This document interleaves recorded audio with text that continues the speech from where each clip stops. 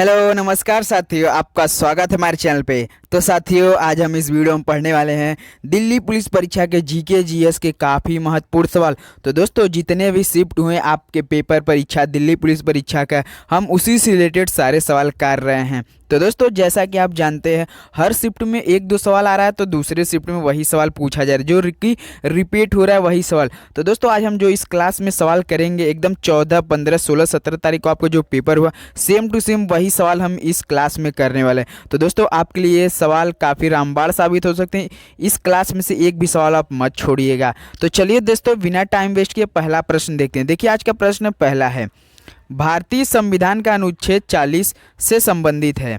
तो दोस्तों, भारतीय संविधान का अनुच्छेद 40 से संबंधित है। किससे संबंधित होता है? ये ग्राम पंचायतों के संगठन से संबंधित है। तो ऑप्शन भी क्या है? बिल्कुल राइट ऑप्शन हो जाएगा। तो चलिए प्रश्न नंबर दूसरे बढ़ते हैं। देखिए, प्रश्न दूसरा दिया है, निम्नलिखित में से कौन सा गलत जोड़ा है? आपको इसमें से बताना है कौन सा जोड़ा गलत है। तो दोस्तों, हीराकुंड महानदी, पोचम्पाद गोदावरी, नागार्जुना सागर कावेरी, भाखरा नांगल सतलज। तो दोस्तों, कौन सा इसमें से गलत जोड़ा है? इसमें से तो दोस्तों नागार्जुना सागर कावेरी में नहीं है।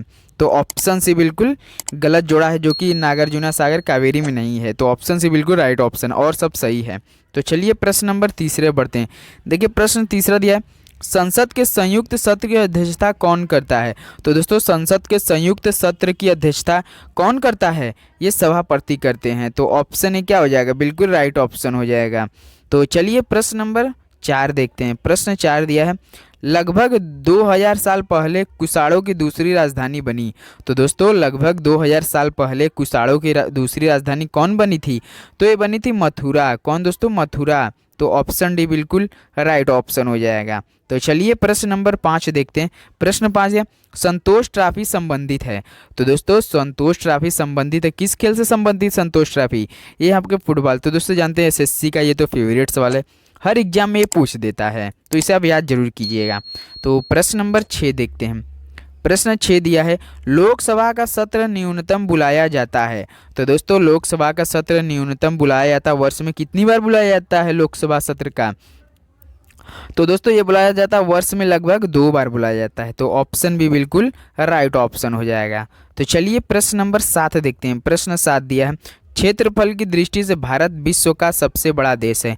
तो दोस्तों, क्षेत्रफल की दृष्टि से भारत विश्व का कौन सा सबसे बड़ा देश है? मतलब कौन सा स्थान है भारत की दृष्टि से, क्षेत्रफल की दृष्टि से?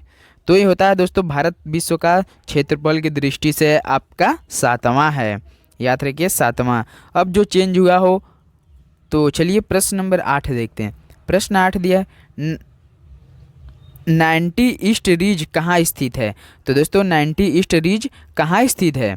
तो ये दोस्तों आपका हिंद महासागर में। तो ऑप्शन भी बिल्कुल राइट ऑप्शन हो जाएगा। 90 ईस्ट रिज कहाँ स्थित है? तो हिंद महासागर में। ऑप्शन भी बिल्कुल राइट है। तो प्रश्न 9 देखते हैं, सीली पद किस खेल से संबंधित है? तो दोस्तों, सीली पद किस खेल से संबंधित है? यह है आपका क्रिकेट से। किसे दोस्तों? क्रिकेट। ऑप्शन भी बिल्कुल राइट ऑप्शन हो जाएगा। तो चलिए प्रश्न नंबर 10 देखते हैं। प्रश्न 10 दिया है, बौद्ध वास्तुकला में निम्नलिखित में से कौन सा एक ध्यान कक्ष और भिक्षुओं के रहने का स्थान है? तो दोस्तों, बौद्ध वास्तुकला में निम्नलिखित में से कौन सा एक ध्यान कक्ष और भिक्षुओं के रहने का स्थान है? तो यह दोस्तों बिहार। कहाँ है दोस्तों? बिहार। तो ऑप्शन ए बिल्कुल राइट ऑप्शन हो जाएगा। तो चलिए प्रश्न नंबर 11 देखते हैं। प्रश्न 11 दिया है, निम्नलिखित में से किसे कागजी मुद्रा शुरू करने का श्रेय प्राप्त है? तो दोस्तों, निम्नलिखित में से किसे कागजी मुद्रा शुरू करने का श्रेय प्राप्त है? तो ब्रिटिश शासन को है। किन्हें दोस्तों? ब्रिटिश शासन। ऑप्शन सी बिल्कुल राइट है। तो प्रश्न नंबर 12 पे बढ़ते हैं। प्रश्न 12 दिया है, भारतीय अर्थव्यवस्था में कौन सा क्षेत्र बचत में सबसे अधिक योगदान देता है? तो दोस्तों, भारतीय अर्थव्यवस्था में कौन सा क्षेत्र बचत में सबसे अधिक योगदान देता है? तो ये दोस्तों घरेलू देता है दोस्तों। ऑप्शन ए बिल्कुल राइट ऑप्शन हो जाता है। तो चलिए प्रश्न नंबर 13 देखते हैं। प्रश्न 13 दिया है, भारत में वित्तीय नीति बनाने के लिए मुख्यतः कौन सी एजेंसी जिम्मेदार है? तो दोस्तों, भारत में वित्तीय नीति बनाने के लिए मुख्यतः कौन सी एजेंसी जिम्मेदार होती है? ये होती है आपके वित्त मंत्रालय। कौन है दोस्तों? वित्त मंत्रालय। ऑप्शन से बिल्कुल राइट ऑप्शन है। तो प्रश्न नंबर 14, सौर मंडल का सबसे बड़ा ग्रह कौन सा है? तो दोस्तों सौर मंडल का सबसे बड़ा ग्रह कौन सा है? तो बृहस्पति है। कौन दोस्तों? बृहस्पति। ऑप्शन डी बिल्कुल राइट ऑप्शन है। तो प्रश्न नंबर 15 देखते हैं। प्रश्न 15 दिया, कौन सी एक खरीफ फसल नहीं है? तो दोस्तों कौन सी एक खरीफ फसल नहीं, इसमें से आपको बताना है ज्वार, मक्का, मूंगफली, गेहूं। तो दोस्तों कौन सा? गेहूं नहीं है दोस्तों। तो ऑप्शन डी बिल्कुल राइट ऑप्शन हो जाएगा। तो चलिए प्रश्न नंबर 16 पे बढ़ते हैं। प्रश्न 16 दिया है, निम्नलिखित में से कौन पोर्ट ब्लेयर अंडमान की सेलुलर जेल का एक प्रसिद्ध निवासी था? तो दोस्तों निम्नलिखित में से कौन पोर्ट ब्लेयर अंडमान की सेलुलर जेल का एक प्रसिद्ध निवासी था? तो दोस्तों कौन था? दामोदर सावरकर थे। कौन थे दोस्तों? दामोदर सावरकर। तो ऑप्शन सी बिल्कुल राइट ऑप्शन हो जाएगा। तो दोस्तों नाम से ही पता चल जा रहा है, लोकमान्य तिलक तो नहीं थे, महात्मा गांधी तो नहीं थे, सुभाष चंद्र बोस नहीं थे, तो दामोदर सावरकर ही कहाँ का थे दोस्तों? पोर्ट ब्लेयर अंडमान की सेलुलर जेल के थे। तो प्रश्न नंबर 17 देखते हैं। प्रश्न 17 दिया, भारत और बांग्लादेश के बीच किस नदी के जल के बंटवारे को लेकर विवाद है? तो दोस्तों भारत और बांग्लादेश के बीच किस नदी के जलवारे के बंटवारे के लिए लेकर विवाद है? तो यह है दोस्तों तीस्ता नदी के लिए। तो ऑप्शन सी बिल्कुल राइट ऑप्शन हो जाएगा। तो चलिए प्रश्न नंबर 18 पे पढ़ते हैं।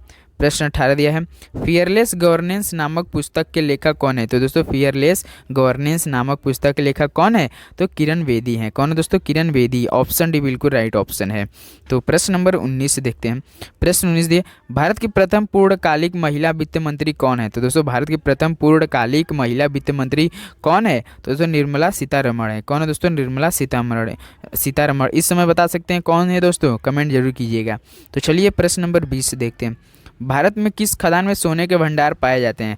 तो दोस्तों भारत में किस खदान में सोने के भंडार पाए जाते हैं? ये पाए जाते हैं दोस्तों कोलार में। ऑप्शन सी बिल्कुल राइट ऑप्शन है।